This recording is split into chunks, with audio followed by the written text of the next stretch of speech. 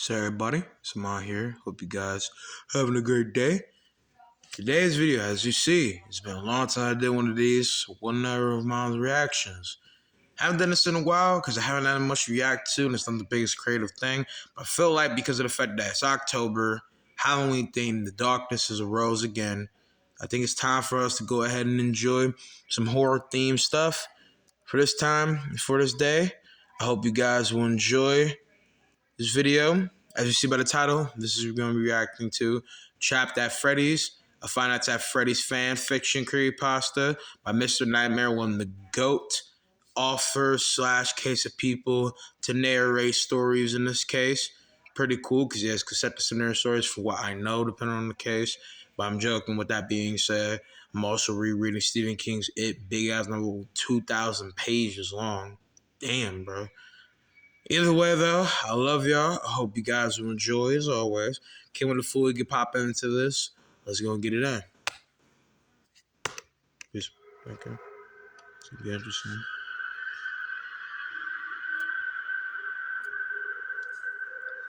So I was when I was low. It was a regular Saturday night. I wasn't in the best mood as I babysit my little 8-year-old cousin Alex that night.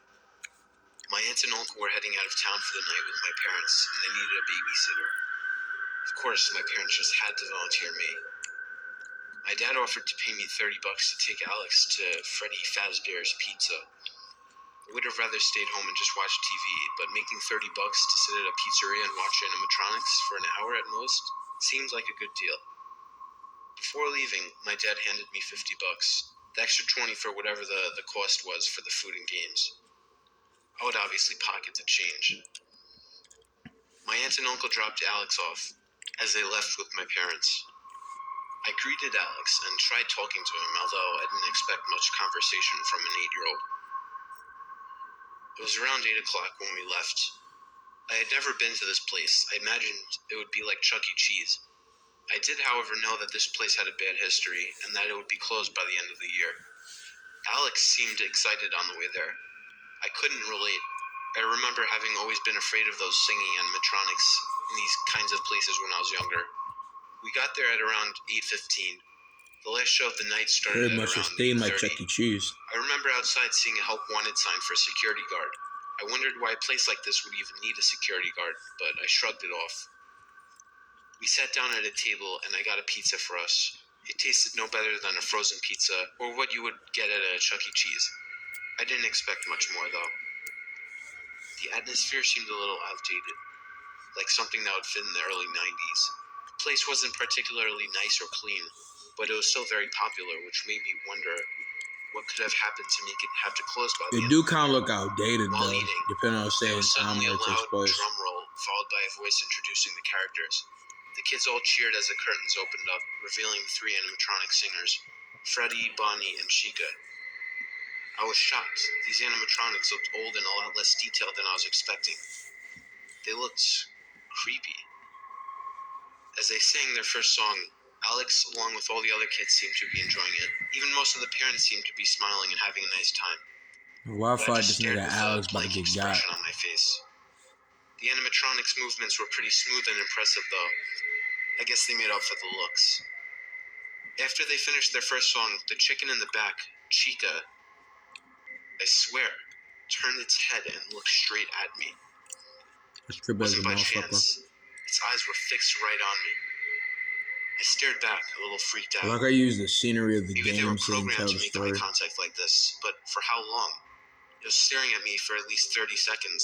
Both the other animatronics were turning their heads and eyes to look at the whole crowd, but not Chica. It wasn't until the next song started that Chica finally started moving its head again. I felt a bit relieved, considering maybe I was just being a little paranoid, letting my childhood fear of animatronics get the better of me. At least Alex seemed to be enjoying himself. The song went on for about 3 minutes before ending. I had at this point completely calmed down until it happened again. As the song ended, Chica turned its head to face me, eyes locked onto mine. But this time, Bonnie turned its head to me as well, making eye contact. Nobody sees this? What the fuck? I said, obviously loud enough for Alex to hear me, as he looked at me with a curious stare. I pointed out to Alex that the two animatronics were looking at me. He didn't even acknowledge what I said. As Freddy spoke to the audience, both Bonnie and Chica's fake eyes were locked onto mine. My heart started beating twice as fast. At this point, You see I was the freaking in-depth out of my seat. exoskeleton behind Why him. was nobody turning around to see what the two robots were staring at? Was anybody acknowledging what was happening? I got up out of my seat to go refill my soda at the fountains, frightened to look behind me at the stage. I refilled my cup and stalled by slowly putting on a new lid and straw. Got a I bunch was of just waiting for videos the for next song to October. start or some Hope you kind of guys will enjoy intermission. those when those time I comes. just couldn't turn around to look at the That'd be a stage. bunch of creations. Suddenly, I heard Alex call my name. I had to turn around now. It's okay, I thought. There was no way the animatronics were still looking at me after leaving my seat. I turned around to look at Alex, but I saw at the corner of my eye the two heads staring at me.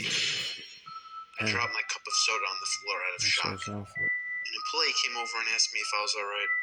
I asked him why the hell the two animatronics were staring at me. Just as I was saying this, I heard Freddy on stage say it was time for intermission. I turned my head to look at the stage, and the curtains were already closing. It's been a while since I've been to a pizzeria. The Technically, in the animatronics same were outfit. designed to Check make you. eye contact with people before he walked off.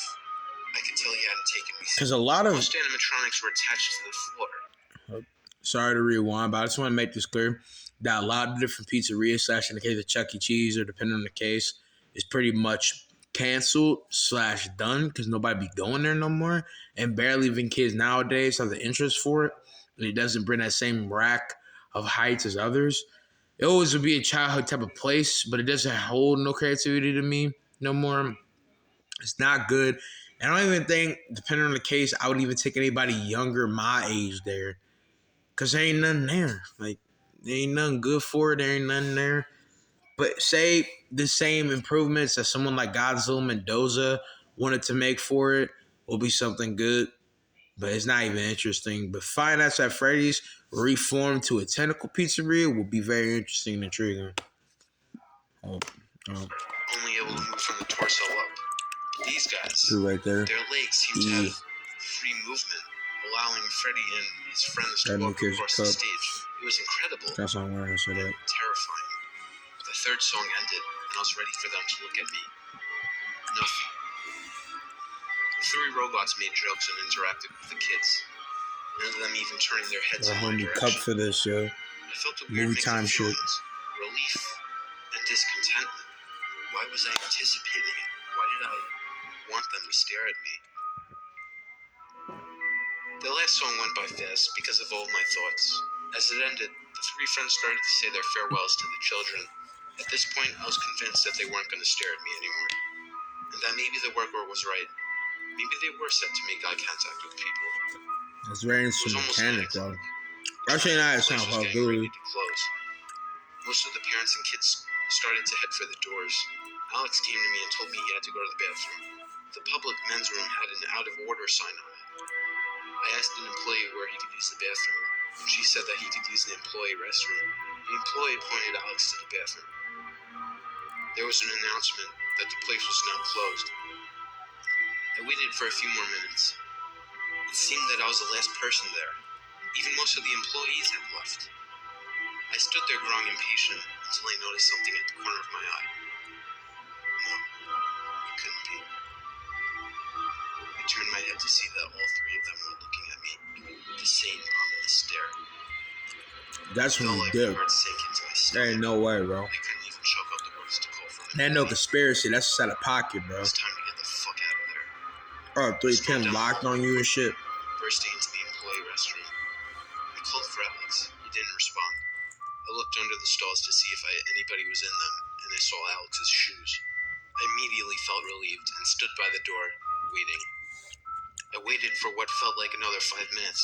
I feel like he's not gonna be there, yo. I didn't want to say anything. I feel like somehow he got snatched up, yo. I asked if he was almost done in there, because the place was closed. But he didn't respond.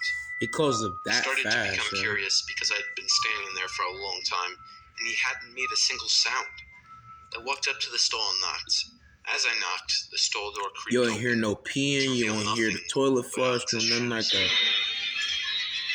He wasn't in there.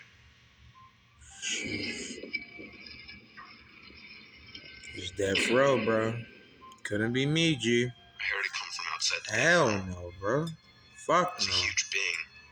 Sounded like some kind of door closing. I ran out of the bathroom to find that the main lights had been turned out, with the only source of light being the dimly lit night lights. I made my way back to the lobby, or at least what I would call the lobby in this place. I screamed for Alex, and I screamed for help, but to no avail. This is insane, I thought. What kind of place completely shuts down in such a rush like this? It was probably only 10 after 9. I ran to the entrance, thinking maybe Alex Because would they be know waiting the outside, circumstances. only to realize that I was right. There was a giant metal door blocking the entrance. I didn't know what to think of this. I didn't know how to react. I was trapped in this place. Why would a place like this have a giant metal door like that? What were they trying to keep out? We're in. I had to call my parents, or the police, or someone. Alex was missing and I was trapped in there. I reached into my pocket for my phone. Empty. I remembered that I had given it to Alex. I tried to calm myself down. I can't be the only person in the building, I thought to myself. And there had to be a phone somewhere in the building. I walked down every hallway I could find, looking for a phone, and occasionally shouting for somebody. The only phone I found so far was disconnected. If it weren't for the fact that Alex was by himself on a Saturday night, I wouldn't have been in such a panic. What the fuck happened to him? Why were his shoes in the stall? What if somebody had taken him? I had to call the police, but there was no fucking phone. I walked down another hallway, finding a door I hadn't checked yet that had a staff-only sign. I opened the door, only to discover a room full of animatronic body parts. The room smelled foul, like something was rotting in there, and I was standing in some kind of thick liquid substance. I got out of that room as quickly as I entered. Seeing those animatronic parts made me think that maybe Alex was sitting in the dining area, waiting. The dining area was right outside the I don't know, hall I I was picked in, at the wrong so I time. thought I But might as well obviously, I check. finished Fnaf 1. There's some points Navigating the where I was barely playing lit where I felt like building was pretty this difficult, but also animatronic creepy. exoskeleton was looking at me, yo. When I got to the dining area, It's I some weird called for shit, G. Alex, but there was no response. Suddenly, I noticed something through the corner of my eye. I could see that the curtains on the stage had I been like how it's like coming together. I really have a sworn they'd been plan shut after the show. to portray something I didn't like want this to turn my myself head, in a different fear of way. what I'm I not was gonna spoil it expecting to because it's a see. surprise. I'm But not gonna before I talk could too give long because myself I just more want to time talk to over the think, video. I turned my head But to the just know, stage to see. this shit is gonna be busting when the end goal happens. We're technically halfway, damn near, to get to the end of the video. I know this is technically short because 27 minutes, 52 seconds. But I hope you guys have enjoyed so far. You Chica guys are and doing Freddy on the good. stage. There was Enough a third one. interruptions. I That's knew gonna be there the was a last third time, one. hopefully. The bunny. The bunny was missing. Where was the bunny? I was able to make out in the dark the heads of the two animatronics facing me. I ran out of there as quickly as I could, back into the dark hallways. I stopped to catch my breath, but I heard something coming down from the hall. There were footsteps coming my way. I was saved. Somebody was there. I ran closer to the source of the footsteps, yelling for help. As I got closer, I So the slowed exit down, doors are locked noticing and that the shit. There ain't no footsteps were way to get very out. heavy, unnaturally heavy for a They human being. closed you I in. stopped, thinking something wasn't right. The Kind of flickering light realistic. ahead Maybe of I me need to didn't provide rewind and enough get a better light to see piece of the source shit. of the footsteps yet. As the footsteps got closer, I could see the figure. It was the shadow of the bunny standing in the dark light from the hall. I wasn't able to let out a scream.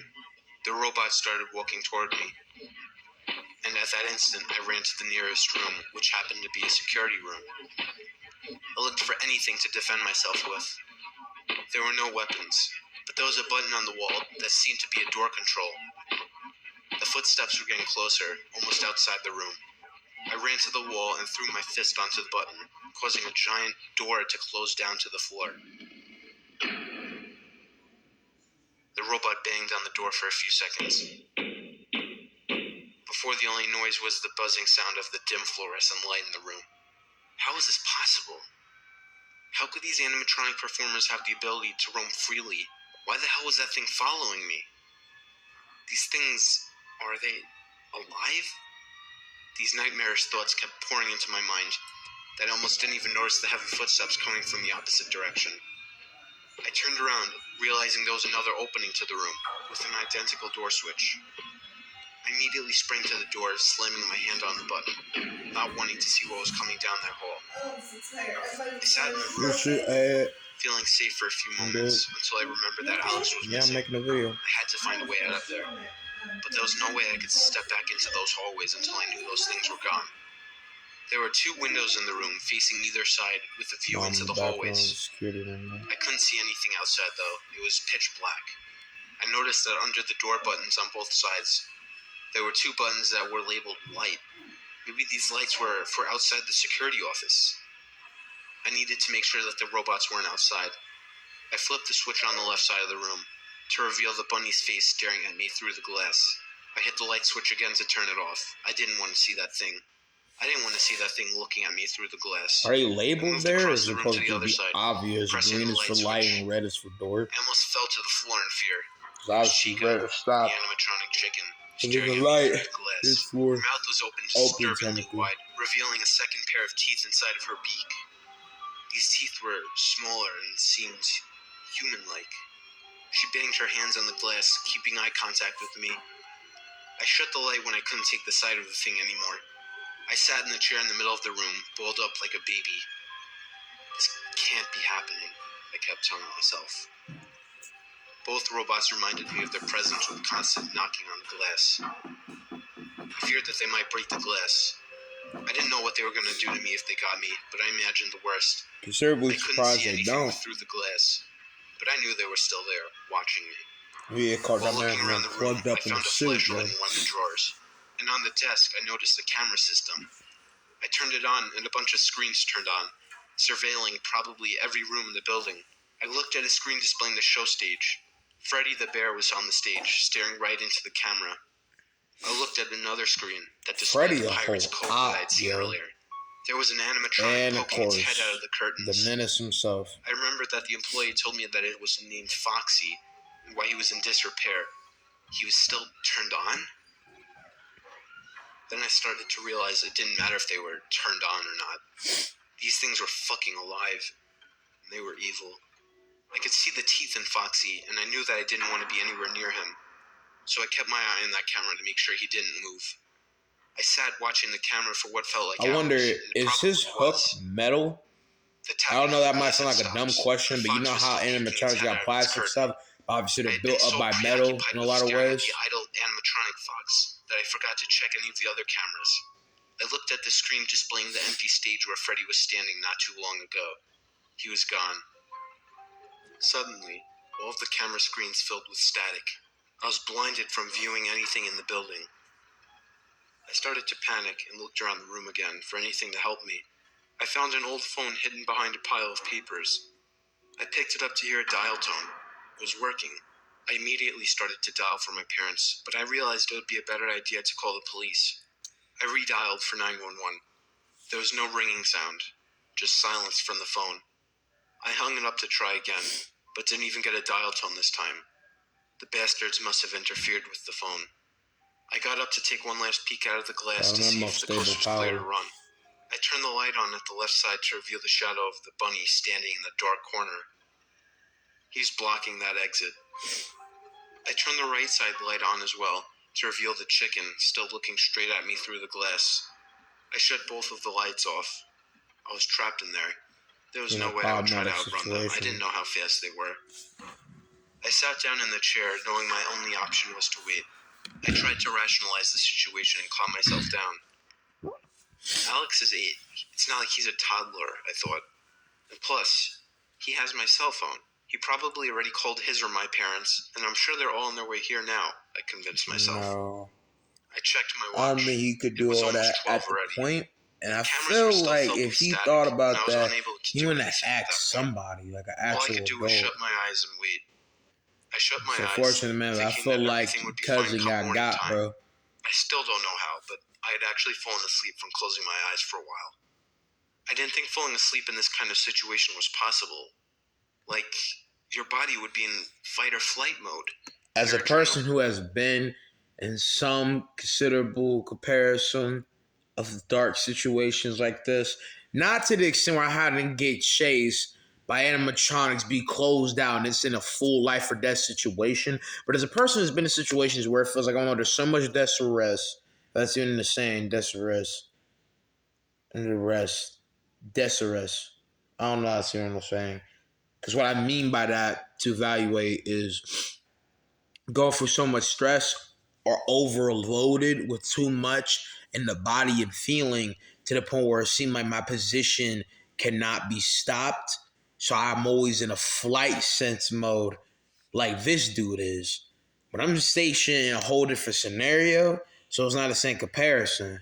So as a person who has considerably been in this situation, or at least in the feeling, I understand. You can go to sleep. Your body's going to react in multiple type of ways, no matter if you want that or not. There's a lot of self-control that can come and push by it. So I have felt tired. I have been like this, and it seems impossible. But by this case of time and how long it's been, it's a measurable amount of time to happen, so you never know. And probably by realistic power source, the power source wouldn't be depleting by bar in this instance. So technically, he's been here, if let's say an hour, he's been here for a long ass time, without a doubt. Adrenaline would be rushing. Your body just wouldn't let you fall asleep. But somehow I did.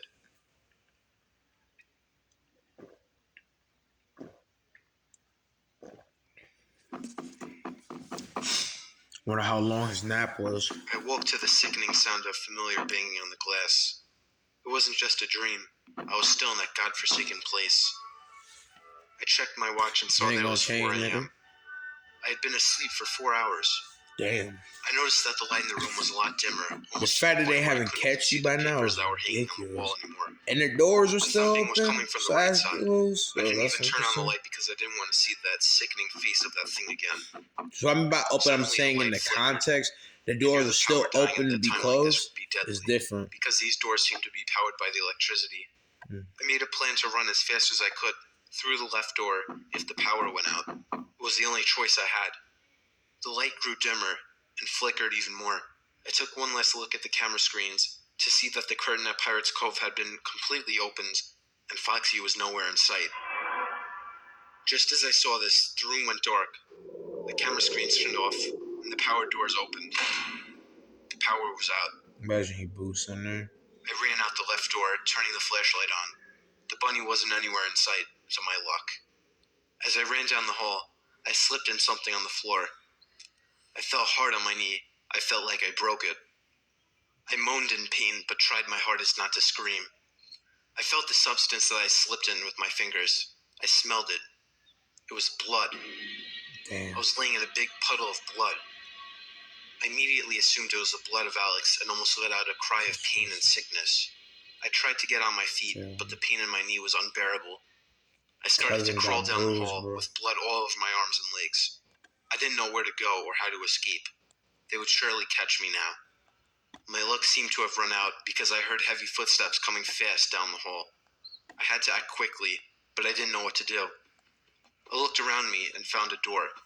I didn't care what room it led to. Foxy got the Home Depot 7s on my man running at 500 miles per hour. I shut the flashlight. Your cousin got split, bro. The fact that your cousin's blood is in a whole puddle seemed like they were bathing this nigga's blood like on some Sundowner shit. Fun fact, I'm actually doing the speech of Sundowner. I waited in the darkness as the footsteps came closer and closer until they were right outside the door.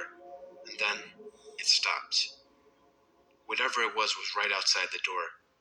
I put my hand over my mouth to muffle my breathing and leaned against the door to block it in case the thing tried to get in. It was probably about 10 seconds, but it felt like a minute before the sound of pots and pans banging around echoed across the building, and I heard footsteps move away from the door. I felt that it was safe to no longer hold my breath and to turn the flashlight on. The light revealed that I had been sitting in a supply closet. I looked around for any kind of weapon, and to my luck, I found a crowbar sitting on a ledge. This was seemingly the perfect weapon to bash a robot in the face with. Question is, can you get around these robots? These robots are living metal and got capabilities probably beyond what you can do. My knee wasn't hurting too bad anymore, but I didn't want to take the chance of putting pressure It's always good to fight because at the end of the day, they're metal. They got whatever capabilities to be destroyed and repaired. That means Desiree could be repaired in my mind to that. The stickiness caused my skin No matter to saying feel instance, like you should always try to fight. each time Now there are some encounters with horror characters that you're not gonna be able to get out of. But no matter the case, no animatronics, who some say either they're possessed or periodically on some devilish shit when night comes and they supposed to just be killing bodyguards or whoever might be staying by the building, wherever the case may be, such as security guards. It's considerably near the same thing, only it's in specific pitch to one thing, considerably.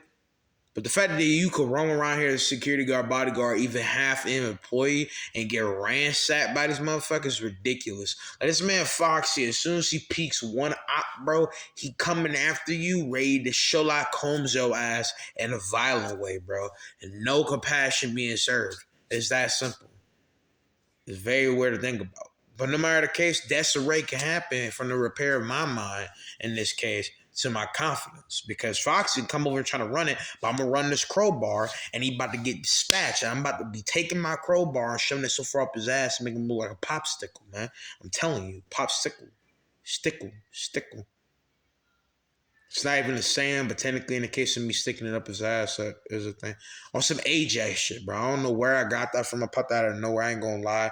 I'm kind of tired. It's not even just probably not some dumb shit, but to resume this without going on a tangent, because it's not even what I was trying to do. I'm just saying, in this instance, if you going for something like this, you gotta put in the work to survive. So if this man Foxy trying to rock hands, no matter bare hands or with the crowbar, I'm clacking motherfuckers' necks, and I'm about to go ahead and full OJ this nigga. If Peter gonna have to call me viciously, I'm telling you.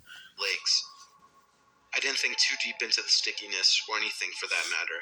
I was too focused on getting out of there and finding Alex. As I crawled down the hall, I noticed moonlight shining in through a window in a room up ahead. I hoped the window would be low enough and big enough for me to reach and fit through. I crawled to the doorway, but the sight of two big glowing eyes stopped me. The eyes were fixed on mine, even in the dark. I turned on the flashlight and shined it at the figure. It was Foxy. He looked like a broken, unfinished animatronic with pieces missing altogether. His legs didn't even seem to be finished, Like a as his robotic legs were not covered up by plastic fur, and his feet were just two pieces of metal. He raised his hook hand and started moving quickly towards me. I managed to get up on my feet, ignoring the pain on my knee. I held up the crowbar, ready to swing it like a baseball bat. As soon as the robot got close enough, I swung the crowbar to hit his robotic leg, causing him to fall to the floor. I took this opportunity to smash his robotic head numerous times with the crowbar, causing gears to fly out of its face. The eyes were still glowing, fixed on me, but his legs seemed broken, and that was enough to stop him from getting me. I hopped closer to the window. The other robots no doubt heard what just happened, so I had to hurry. I reached the window. Luck was on my side, because the window was reachable and big enough to squeeze through. I swung the crowbar at the window, but it didn't break. I suddenly heard many pairs of footsteps coming from down the hall. I swung the crowbar again. The window cracked, but didn't break. The footsteps were right outside the room now. I swung the crowbar one more time, as hard as I could. This is a cool story. It's not full creation Fnaf lore, which I don't have the best education now, so I can't picture it more higher or not. I pulled myself up and was about to jump out the window until something grabbed my leg. I turned around to see Freddy Fazbear standing behind me, holding onto my good leg, along with Chica and Bonnie standing behind him. Asked Freddy. Cool ass voice. Without thinking, I pulled my leg up. I'm lazy, motherfucker, because I ain't no kid. Get away from me, R-Belly. This caused it to lunge back a bit and loosen its grip on my leg, giving me just enough time to jump out of the window. I didn't care about the returning pain to my knee. I hopped away from the building as fast as I could, with the only sound I heard being the screaming of the robots to come back. I screamed Alex's name at the top of my lungs 3 or 4 times before getting in my car and speeding to my house. Her fun out to Freddy's is trying to get a movie size. Is going to get a movie. They really need to put together a movie. Afterwards. I know they technically have, and it hasn't been most popular, but they really got a cram set a movie together. It could be a perfect horror movie if it's done right. When I told her I lost Alex. Go ahead, Fred. When the cops arrived, I showed them a picture of Alex and explained to them about the robots. I told them that the robots must have been somehow programmed to kill any intruders at night. I tried to make it seem as realistic as possible. They looked at each other like I was crazy, like anyone would. However, they assured me that they would have the police department look into it. After investigating, the police found nothing. No blood, no broken glass, no foul smells, no Alex, and all the animatronics were in their proper places. Out of pocket, bro. It's been almost a month. Alex was never found. My aunt and uncle still cry their eyes out every day. R.I.P. to Alex, man. My parents don't even talk to me. He really got. But what kills me the most is knowing the evils that are inside of that place, that family-oriented place. And that even if I told anyone what happens, they would think I'm crazy. That's so much freaky design. I can't it prove gives what happened chills to in Alex, my body, man. but I know that whatever happened to him, That those fucking horrid, robots disgusting had look, everything bro. to do with it. Just imagine this being the last thing you see before you die. Disgusting, bro. Can't breathe chills to a nigga, bro. Out of pocket. His eyes are booming more and more, bro. He's chilling, bro. A disgusting fate to be at, man. That's the last face possibly Alex saw before my nigga got. Man, at least he was dominating Foxy again. He put in the fight and he rocked that nigga back to back. Racked this shit. I'll be a racker will when you up against that, but I'm still on that. Like, you actually get to that point. That's the last stare down face you get to. Especially 8-year-old's eye, he would just clench his throat. And this is dumb, man. A man got murdered. Well, guys, I hope you guys have enjoyed this. Pretty interesting creepypasta. Go check it out yourselves. Re-uploaded. I'm pretty sure it got deleted because of the fact that it kind of was outdated and didn't hold anything, and maybe creepypastas didn't have the same likeness or clarity to it involving the community or where the case, because obviously it's creepypasta formed by somebody else, not the actual mainline creepypasta fan base. But with that being said, I don't know if Mr. Number didn't like it, but it's pretty cool story. Even if obviously it's inaccurate to the whole of the Fnaf lore from different accounts that I heard.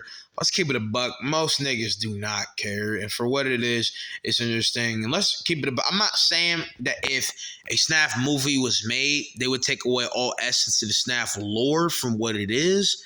But it would definitely have to re-put things together to make it be a good, corresponded, confined movie, and the reasoning for why things are probably can't be as mysterious and improbable as it is, because you really have to just pick in out how theories are coming together for the game, because game theory just kept sugarcoating it and pushing a narrative that wasn't even a reasonable case thought and a high problem. So that's one thing. And then it just kept stretching and stretching. And I'm not trying to get on Scott Coffin, but my man kept laying out more parts of the lore, making up by going.